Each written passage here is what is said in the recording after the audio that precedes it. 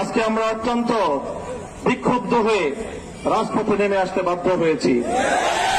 আমাদের কথাগুলো অত্যন্ত পরিষ্কার। আমরা ধর্ষণ এবং জেনা ব্যভিচারের জন্য সর্বোচ্চ শাস্তি প্রকাশ্যে প্রয়োগের দাবি জানাই। সরকার ইতিমধ্যে আংশিক দাবি পূরণের পরিবেশ নিশ্চিত করবার পদক্ষেপ নিয়েছেন। আমাদের দাবি পরিষ্কার, সেই শাস্তি জনসম্মুখে প্রকাশ্যে প্রয়োগের ব্যবস্থা করতে হবে।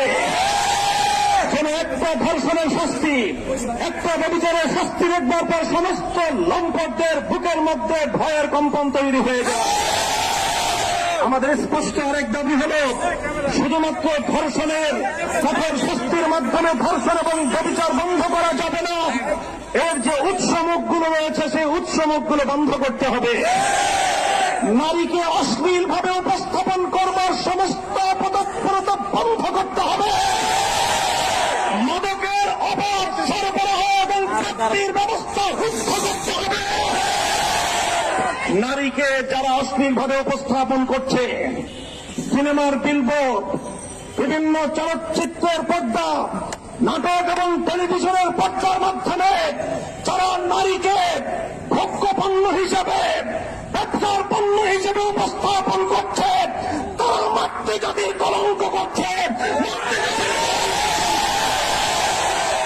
আমরা একটা সময় পর্যন্ত দাবি জানাবো, সরকারকে বলবো, এই যে রাস্তাঘাটে বিভিন্ন বিলবোর্ড, বিভিন্ন ডিজিটাল অ্যাডভার্টাইজমেন্ট, বিভিন্ন সিনেমা হলগুলোতে, নাটকের নামে টেলিভিশনগুলোর পর্দায় নারীকে অশ্লীলভাবে উপস্থাপন করার এই প্রবণতা রোধ করুন, এই অপতৎপরতা বন্ধ করুন। একটা সময় পর্যন্ত আমরা দাবি জানাবো। যদি আমাদের শান্ত আন্দোলনের ভাষা বুঝতে সরকার ব্যর্থ হয়, তাহলে তাওহীদি জনতা এই অশ্লীলতা আখড়াগুলোকে নিজেদের হাতে আমরা ভেঙে খান বলতে চাই। আজকে ইসলামপন্থী, ইসলাম বিরোধী নাস্তিক্যবাদের দোষরেরা তারা মামুর বাড়ির আবদার নিয়ে এসেছে। ওরা ধর্ষণ বন্ধ করতে চায় না। ওরা ধর্ষণ বিরোধী বিভিন্ন সংগ্রাম এবং বিভিন্ন সমাবেশের নামে রাজপথে প্রকাশ্যে নারী পুরুষ তারা অশ্লীল এবং যৌন আচরণের মাধ্যমে গোটা দেশ এবং জাতিকে কলঙ্কিত করার পরে তারা চালাচ্ছে।